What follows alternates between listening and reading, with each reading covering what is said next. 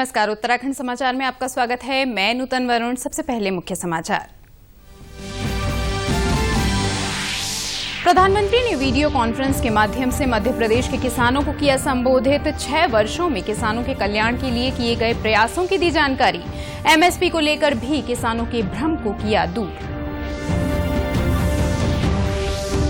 प्रदेश में कोरोना संक्रमण के मामले लगातार बढ़ रहे। प्रदेश में आज फिर आए 580 मामले। मुख्यमंत्री ने ट्वीट कर अपने पॉजिटिव होने की दी जानकारी।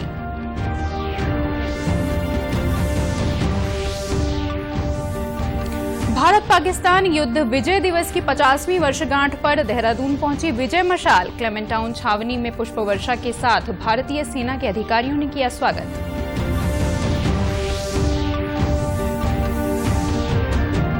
और विश्व अल्पसंख्यक अधिकार दिवस पर डोईवाला में गोष्ठी का हुआ आयोजन। कार्यक्रम में अल्पसंख्यकों को उनके अधिकारों और सरकार के द्वारा चलाई जा रही कल्याणकारी योजनाओं की दी गई जानकारी। और अब समाचार विस्तार से। प्रधानमंत्री नरेंद्र मोदी ने आज वीडियो कॉन्फ्रेंस के माध्यम से मध्य प्रदेश के किसानों को संबोधित किया। प्रधानमंत्री ने कहा कि मौजूदा सरकार ने पिछले 6 वर्षों में किसानों के कल्याण के लिए कई उपाय किए हैं। किसानों की सहायता के लिए उनके खाते में बड़ी राशि अंतरित की गई है।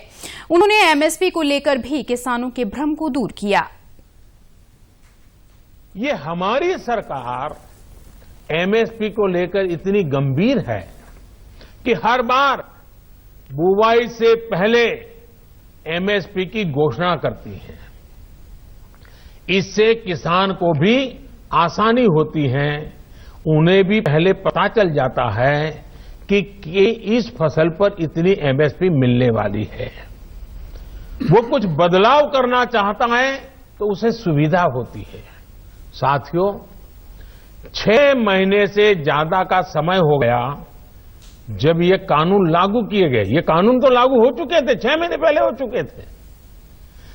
कानून बनने के बाद भी वैसे ही एमएसपी की घोषणा की गई जैसे पहले की जाती थी। प्रधानमंत्री ने कहा कि किसानों को किसान क्रेडिट कार्ड की सुविधा दी जा रही है। उन्होंने कहा कि भंडारण सुविधाएं बढ़ाने के लिए सरकार द्वारा बहुत कुछ किया जा रहा है।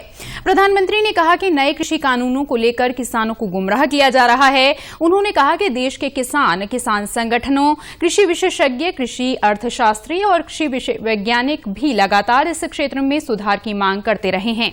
प्रधानमंत्री ने कहा कि ये कृषि सुधार कानून रातों रात नहीं आए, किसानों की समस्याओं को दूर करने के लिए इन्हें लाया गया है। देश में फार्मिंग एग्रीमेंट का कोई नई चीज नहीं है। क्या कोई नया कानून बनाकर हम अचानक फार्मिंग एग्रीमेंट को लागू कर रहे हैं? जी नहीं। हमारे देश में बरसों से फार्मिंग एग्रीमेंट की व्यवस्था चल रही है। 1-2 नहीं बल्कि अनेक राज्यों में पहले से फार्मिंग एग्रीमेंट होते रहे हैं। कोरोना संक्रमण के मामले प्रदेश में एक बार फिर बढ़ रहे हैं। आज कोरोना संक्रमण के 580 नए मामले सामने आए। वहीं अब एक्टिव केसेस की संख्या 6067 हो गई है, जबकि अब तक 1399 लोगों की कोरोना के कारण मृत्यु हुई है। मुख्यमंत्री त्रिवेंद्र सिंह रावत ने आज दोपहर में एक ट्वीट के माध्यम से जानकारी दी कि उन्होंने अपना कोरोना टेस्ट कराया था, जिसकी रिपोर्ट पॉजिटिव आई है। उन्होंने संपर्क में आए लोगों से अनुरोध किया कि वे अपने स्वास्थ्य की जांच कराएं और आइसोलेशन में रहें। वहीं पौड़ी जिले के पोखड़ा ब्लॉक के सिलेत गांव में कोरोना संक्रमित लोगों की संख्या 92 हो गई है। स्वास्थ्य विभाग और स्थानीय प्रशासन ग्रामीणों के स्वास्थ्य पर नजर रखे हुए है। चौबट्टा खाल के उप जिलाधिकारी संदीप कुमार ने बताया कि प्रशासन को खबर मिलने के बाद सबसे पहले गांव की सीमाओं को सील किया गया है। प्रशासन द्वारा ग्रामीणों के स्वास्थ्य की जांच की जा रही है। सुरक्षा की दृष्टिकोण से स्थानीय बाजार, सीडिया खाल, पोखड़ा, गवाणी, चौबट्टा खाल और नौगांव खाल को 3 दिन के लिए बंद किया गया है। लगातार गांव वालों की जांच की जा रही है। उसके बाद 14 तारीख में फिर हमने पूरे गांव की सैंपलिंग कराई, जिसमें लगभग 276 सैंपलिंग हुई है। उनमें से लगभग 92 अभी कोरोना पॉजिटिव हैं, लेकिन स्थिति सामान्य है सभी की। 2 की स्थिति थोड़ी सी नाजुक थी, उनको हमने हायर सेंटर कोटद्वार में रेफर कर दिया।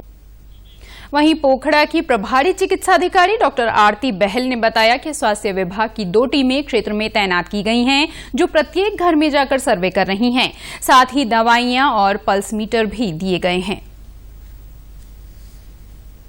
हमारी 2 मेडिकल टीम्स, एक मेडिकल टीम जो राउंड द क्लॉक वहां पर रह रही है, जिसमें एक फार्मासिस्ट, 2 वार्ड बॉय, एक ड्राइवर और एक एम्बुलेंस हमारी है जो कि वहां रह रही है 24/7 आवर्स। और दूसरी मेडिकल टीम जो अंदर जाके कंटेनमेंट एरिया में अंदर जाके घर घर जाके सर्वे कर रही है। उनको उन्होंने मेडिसिन डिस्ट्रीब्यूट करी, मतलब दवाइयां बांटी सबको, जो भी हमारी नेसेसरी मेडिकेशंस है, जिसमें हमारी इवरमेक्टिन टैबलेट हो गई, एजिथ्रोमाइसिन होगी, पैरासिटामोल, जिंक हो गया, विटामिन सी हो गया और विटामिन D3 सेशे हो गया, थर्मामीटर, बायोहैजार्ड बैग, जो भी गवर्नमेंट ऑफ इंडिया की गाइडलाइंस है। वहीं टिहरी जिले में कोरोना संक्रमण की रोकथाम और बचाव कार्यों के लिए गठित जिला मॉनिटरिंग कमेटी की आज कलेक्ट्रेट सभागार में बैठक हुई। इसमें जिला विधिक सेवा प्राधिकरण सचिव अशोक कुमार ने जिला स्तर के अधिकारियों से कोरोना संक्रमण के मामलों की जानकारी ली। उन्होंने बताया कि उच्च न्यायालय के निर्देश पर हर जिले में जिला मॉनिटरिंग कमेटी का गठन किया गया है। उन्होंने कहा कि सरकार द्वारा जारी गाइडलाइन का 100% पालन सुनिश्चित कराना जरूरी है।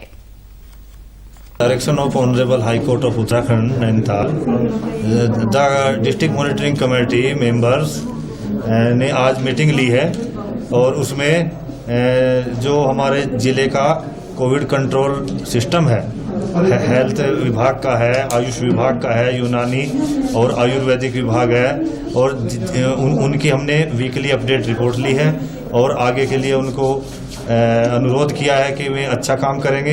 हमारे जिले की स्थिति अच्छी है, यहाँ पर अच्छा काम हो रहा है। सभी विभाग जितने स्टेक होल्डर्स हैं कोविड-19 के, वे अपने अपने दायित्वों को निभा रहे हैं और जितनी नगर पालिकाएं, नगर पंचायत है, पुलिस प्रशासन है। कोविड पॉजिटिव रिपोर्ट आने से पहले मुख्यमंत्री त्रिवेंद्र सिंह रावत ने आज मंडलायुक्तों और जिलाधिकारियों के साथ वीडियो कॉन्फ्रेंसिंग से कोविड-19 से बचाव संबंधी व्यवस्थाओं की समीक्षा की। उन्होंने सभी जिलाधिकारियों से कोविड वैक्सीनेशन की सभी आवश्यक तैयारियों को समय पर सुनिश्चित करने के निर्देश दिए। उन्होंने इसके लिए प्राथमिकताएं तय करते हुए वैक्सीनेशन सेंटरों के चिन्हीकरण और आवश्यक उपकरणों के साथ ही मैन पावर की उपलब्धता का पूरा प्लान समय पर तैयार करने पर जोर दिया। इसके साथ ही उन्होंने अस्पतालों एवं उसके आसपास के क्षेत्रों में वैक्सीनेशन सेंटर स्थापित करने के भी निर्देश दिए। मुख्यमंत्री ने निर्देश दिए कि कोविड डेथ रेट को कम करने के लिए विशेष प्रयास किए जाएं, साथ ही कोविड के कारण हो रही मृत्यु का पूरा विश्लेषण किया जाए। उन्होंने सख्ती से निर्देश दिए कि मरीज को हायर सेंटर रेफर करने में विलंब नहीं होना चाहिए। मुख्यमंत्री ने जिलाधिकारियों को अपने जिलों में टेस्टिंग रेट बढ़ाने और RT-PCR टेस्ट पर विशेष ध्यान देने के भी निर्देश दिए। उन्होंने कहा कि यह सुनिश्चित किया जाए कि सैंपल लेने के बाद शहरी क्षेत्रों में 24 घंटों के अंदर और पर्वतीय क्षेत्रों में 48 घंटों के अंदर लोगों को जांच की रिपोर्ट मिल जाए। इस वर्ष देश की सबसे बड़ी सैन्य विजय की 50वीं वर्षगांठ मनाई जा रही है। 1971 के भारत पाकिस्तान युद्ध में देश के सैनिकों ने वीरता और बलिदान की अनूठी मिसाल कायम की। लगभग 14 दिनों के इस युद्ध में पाकिस्तान के 93,000 सैनिकों ने भारत के आगे आत्मसमर्पण किया। भारतीय सेना इस वर्ष चलने वाली स्मरणोत्सव विजय मशाल का प्रदर्शन कर रही है। आज ये विजय मशाल देहरादून पहुंची, जिसका major general Rahul R. Singh ने क्लेमेंट टाउन छावनी में स्वागत किया। और क्योंकि ये दोनों फ्रंट पर थी, इससे इतिहास, मिलिट्री हिस्ट्री के पर्सपेक्टिव से बहुत एक लेसन्स ड्रॉ किए गए थे उस समय पर। और मैं ये बात शेयर करना चाहूँगा कि जिस टाइम मेरा कमीशन हुआ था, जिस टाइम UC-14 रैपिड हमारा जो कमीशन हुआ था, जो कि 80 का दशक था, उस दशक में जब हमने अपनी अपनी यूनिटों में रिपोर्ट किया तो हर एक ऑफिसर, हर एक JCO और तकरीबन हर एक सीनियर NCO ने 71 की लड़ाई देखी थी। भारतीय सैनिकों की वीरता को रंजीत सिंह ऑडिटोरियम में भी प्रदर्शित किया गया। इस अवसर पर युद्ध से जुड़े जवानों, दिग्गजों और वीर नारियों को भी सम्मानित किया गया। ये तो हर एक नेशन, हर एक देश अपने अच्छे कामों के लिए, खास करके जब ऐसी हालत हो तो उसको जाहिर तो करना चाहिए। हमारी हिस्ट्री नहीं कैसे मालूम होगी क्या हुआ क्या नहीं हुआ। अभी तक तो सिर्फ अंग्रेजों की नैरेटिव चल रही थी, अब टाइम आ गया है कि हमारी अपनी नैरेटिव जो है वो होनी चाहिए। मैं हमेशा अटेंड करती हूँ, ये इसलिए अच्छा लगता है कि हम कम से कम आदमी नहीं, कम से कम हमारी इज्जत तो करते हैं, बस ये बहुत अच्छा लगता है। इससे पहले दिल्ली में प्रधानमंत्री नरेंद्र मोदी ने राष्ट्रीय युद्ध स्मारक पर शहीदों को श्रद्धांजलि देकर स्वर्णिम विजय वर्ष का उद्घाटन किया था, जिसके बाद देश के हर गांव, हर शहर और कस्बे के लोगों को विजय गाथा से परिचित कराने के लिए विजय मशाल की शुरुआत की गई। इस विजय मशाल का अगला पड़ाव अंबाला है। नैनीताल जिले के पटवा डांगर के राजकीय इंटर कॉलेज में आज देवी धुरा कून पंपिंग पेयजल योजना का कैबिनेट मंत्री यशपाल आर्य और नैनीताल विधायक संजीव आर्य ने संयुक्त रूप से शिलान्यास किया, जिसकी लागत करीब 1 करोड़ 90 लाख रुपए है।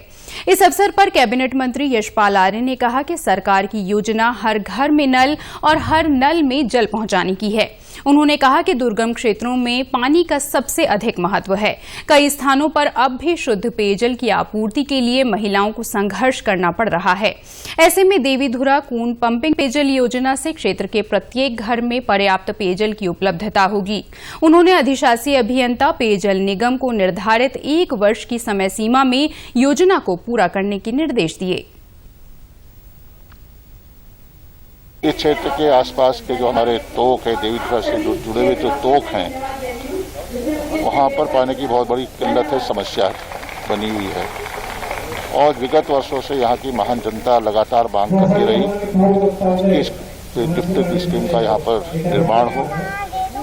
आज हमें बेहद खुशी है कि 189 करोड़ की लागत से इस पंपिंग पेयजल योजना का शिलान्यास हमने किया, इसका निर्माण होने जा रहा है।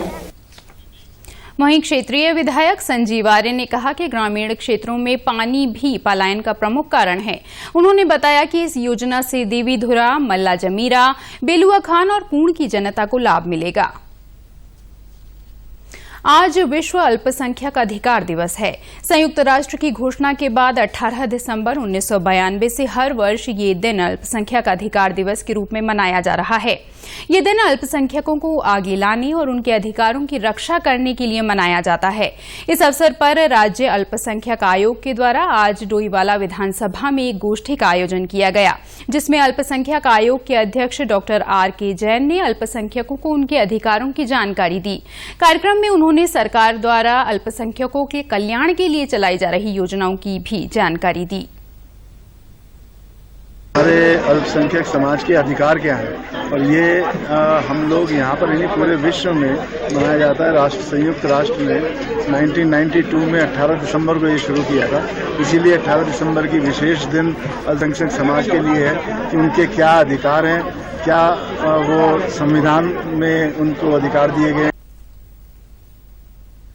नए साल पर प्रदेश के 9 पर्वतीय जिलों में तैनात हेड कांस्टेबल और कांस्टेबल स्तर के पुलिस कर्मचारियों को साप्ताहिक अवकाश की सौगात मिल रही है, जिसके लिए इन 9 जिलों के पुलिस कप्तानों के साथ चर्चा की जा रही है। पुलिस महानिदेशक अशोक कुमार ने बताया कि पहाड़ी जिलों की चौकियों में निरंतर सेवाएं दे रहे जवानों को राहत देने पर बात चल रही है। ऐसे पुलिसकर्मियों को सप्ताह में 1 बार अवकाश दिया जाएगा, लेकिन आपात स्थिति के दौरान उन्हें अवकाश के दिन भी ड्यूटी पर बुलाया जा सकता है। गौरतलब है कि राज्य में पुलिस के कामकाज को देखते हुए साप्ताहिक अवकाश की व्यवस्था करने की पहल स्वयं पुलिस महानिदेशक ने की है। के प्रयोग के तौर पे हम ऊपर के 9 जिलों में इसको लागू करने की सोच रहे हैं और अगर सभी कुछ हमने फीडबैक मांगा है, सब कुछ सही आया तो 1 जनवरी से लागू करेंगे, ठीक है। और उसमें ये होगा कि जो थाना चौकी है वो 7 दिन खुलती है, ऑल 365 डेज, तो उसमें कोई ऑफ नहीं होता, हमेशा उनकी ड्यूटी लगती है। तो हम इस तरह की व्यवस्था करेंगे जिसमें उसको ड्यूटी जो लगाई जाती है हमारे ऑफिस स्टाफ द्वारा, वो 1 दिन की ड्यूटी नहीं लगाई, किंतु इमरजेंसी में उसे फिर भी बुलाया जा सकता है। उत्तराखंड की खबरों के लिए आप हमसे सोशल मीडिया के माध्यम से भी जुड़ सकते हैं। हमारा ट्विटर हैंडल है DD News_देहरादून। हमारा फेसबुक पेज है DD News उत्तराखंड और हमारे YouTube channel DD News Uttarakhand को भी आप सब्सक्राइब कर सकते हैं। कोरोना संक्रमण से बचने के लिए मास्क का अनिवार्य रूप से और सही ढंग से प्रयोग करें। साथ ही सामाजिक दूरी का ख्याल रखें, नियमित रूप से हाथ धोएं और याद रखें, कोरोना को हराना है, मास्क जरूर लगाना है। इसी के साथ बुलेटिन समाप्त हुआ। नमस्कार।